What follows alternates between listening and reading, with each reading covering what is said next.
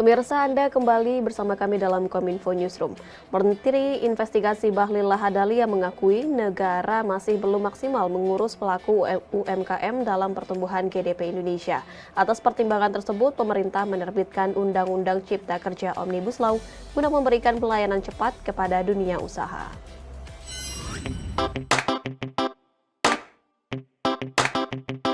Menteri Investasi atau Kepala Badan Koordinasi Penanaman Modal Bahlil Lahadalia mengatakan para pelaku usaha mikro kecil berkontribusi paling banyak dalam pertumbuhan GDP Indonesia. Bahkan saat ini 61% GDP disumbangkan dari sektor UMKM, 120 juta lapangan kerja juga diciptakan dari UMKM. Sesuai dengan arahan Presiden Republik Indonesia, kredit yang harus dikucurkan pada 2023 hingga 2024 minimal 30% untuk UMKM. Artinya jika saat ini 1.127 triliun, jika naik 30%, berarti sekitar 1.600 hingga 1.700 triliun rupiah. Namun saat ini jumlah pelaku UKM baru mendapatkan sekitar 1.127 triliun, dikarenakan perorangan masih informal masih lebih banyak dibandingkan dengan yang formal. Untuk mengatasi kerumitan-kerumitan yang dihadapi pelaku usaha tersebut, akhirnya pemerintah menerbitkan Undang-Undang Cipta Kerja Omnibus Law. Undang-undang tersebut bertujuan untuk memberikan pelayanan cepat kepada dunia usaha. Tahu nggak kredit untuk UMKM? Tidak lebih dari 1.127 triliun atau hanya setara dengan 18,7%. Sisanya itu untuk kredit kepada pengusaha-pengusaha besar, termasuk saya dan Bang Arsad. Waktu itu, saya sekarang sudah tidak jadi pengusaha, bahaya, celaka saya nanti. Saya mau sampaikan begini untuk apa Bapak Ibu semua? Negara belum hadir secara maksimal. Atas arahan Bapak Presiden kepada kami, kredit yang harus dikucurkan pada 2023-2024 minimal 30% untuk UMKM kita. Artinya kalau sekarang cuma 1.127 triliun, kalau dia naik 30%, berarti kurang lebih sekitar 1.600 sampai 1.700 triliun. Dan itu adalah pekerjaan besar daripada Menteri BUMN yang menakodai bank-bank himbara milik pemerintah untuk segera mengeksekusi. PLH Direktur Ketahanan dan Iklim Usaha Industri Kemenperin, Iken Retnowulan mengatakan, izin operasional dan mobilitas kegiatan industri merupakan upaya Kemenperin untuk meningkatkan daya saing industri di tengah pandemi COVID-19. Kebijakan izin operasional dan mobilitas kegiatan industri ini menetapkan tarif bea cukai yang menjadi instrumen pengembangan industri dalam peningkatan daya saing. Kementerian Perindustrian mencatat sebanyak 18.439 perusahaan telah mengantongi izin operasional dan mobilitas kegiatan industri atau IOMKI hingga 2 Juni 2022.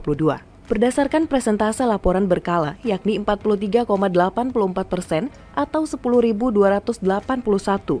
Dari kegiatan tersebut, terdapat 5.010 IOMKI yang dicabut dan 1 dibekukan karena tidak patuh melakukan pelaporan.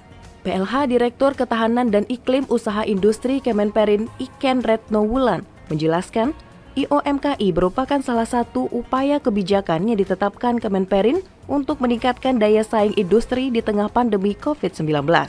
Kebijakan IOMKI memiliki 4 klasifikasi, yakni industri kritikal, industri esensial ekspor domestik, dan industri non-esensial.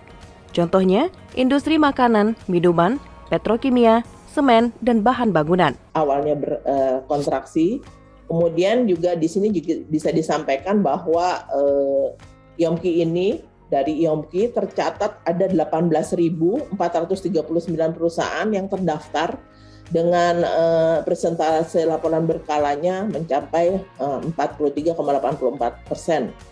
Dari kegiatan tersebut ada 2.010 IOMKI yang dicabut dan 1 yang dibekukan karena tidak patuh melakukan pelaporan.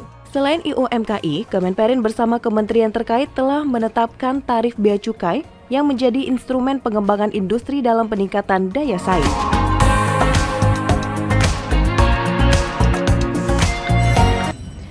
Ketua KPK Republik Indonesia Firly Bahuri mengajak anggota G20 untuk waspada terhadap ancaman korupsi di sektor energi terbarukan.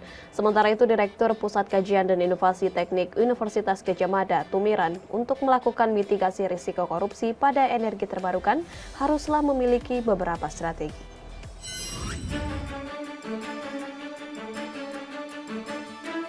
Mitigasi risiko korupsi pada energi terbarukan merupakan satu di antara 4 isu yang diangkat pada Anti-Corruption Working Group. Sebelumnya, Ketua KPK Firly Bahuri pada Anti-Corruption Working Group di Nusa Dua Bali mengajak anggota G20 waspada terhadap ancaman korupsi di sektor energi terbarukan. Hal tersebut dikarenakan sektor energi baru dan terbarukan berpotensi dikorupsi, mengingat kajian dan pengembangannya kerap menggunakan uang negara. Direktur Pusat Kajian dan Inovasi Teknik Universitas Gadjah Mada, Tumiran, menyebutkan penguasaan teknologi di berbagai negara G20 memiliki perbedaan. Untuk melakukan mitigasi risiko korupsi pada energi terbarukan haruslah menggunakan beberapa strategi. Caranya adalah negara yang belum memiliki teknologi yang maju tidak hanya selalu dijadikan pasar atau negara pemasok, akan tetapi bagaimana mereka dapat sharing teknologi. Hal tersebut selain dapat menyukseskan tujuan bersama mengurangi emisi karbon dan juga dapat mengurangi risiko korupsi pada sektor energi baru terbarukan.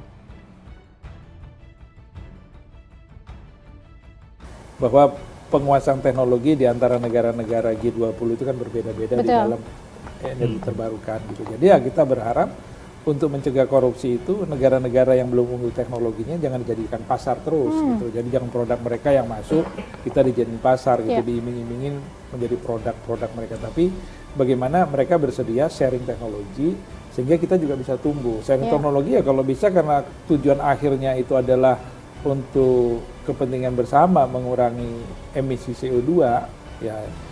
Misalnya support Indonesia sharing tanpa cost. Ini akan mencegah korupsi kan. Sharing tanpa cost, transformasi teknologi untuk kita bisa growth, pemanfaatan EBT dengan teknologi yang baru yang bisa menghasilkan produk-produk lebih efisien kan, lebih hemat.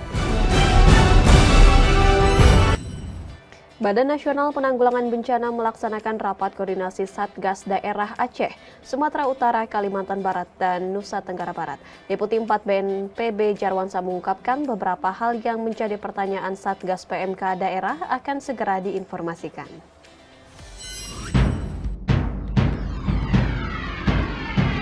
BNPB selaku Satgas Penanganan Penyakit Mulut dan Kuku melaksanakan rapat koordinasi dengan Satgas Daerah Aceh, Sumut, Kalbar, dan NTB. Dalam rapat koordinasi tersebut dilaporkan berbagai upaya yang telah dilakukan Satgas PMK di daerah untuk penanganan PMK, seperti vaksinasi PMK yang terus digencarkan dan konsolidasi dengan berbagai pihak lainnya untuk penanganan PMK. Deputi 4 BNPB Jarwansyah mengungkapkan terkait dengan beberapa hal yang menjadi pertanyaan Satgas PMK daerah akan segera diinformasikan. Di antaranya, bagaimana membedakan ternak yang telah diberikan vaksin dengan ternak yang belum. Selain itu juga akan ada penambahan jumlah vaksin PMK untuk daerah-daerah yang stok vaksinnya telah menipis. Memang nanti terkait dengan kekurangan vaksinator mungkin bagaimana kesepakatan di Satgas PMK pusat juga nanti akan melibatkan dari TNI Polri juga Bapak. Karena kita vaksin ini kan binatang. Jadi mungkin lebih mudah daripada COVID kemarin, waktu itu vaksin manusia. Gitu. Kemudian terkait dengan pendataan ternak yang divaksin dan belum divaksin, memang sudah dibicarakan juga dalam rangka nanti mungkin ada semacam penandaan terhadap hewan-hewan yang sudah divaksin dan belum divaksin, apakah itu dalam bentuk stiker atau penandaan-penandaan lain.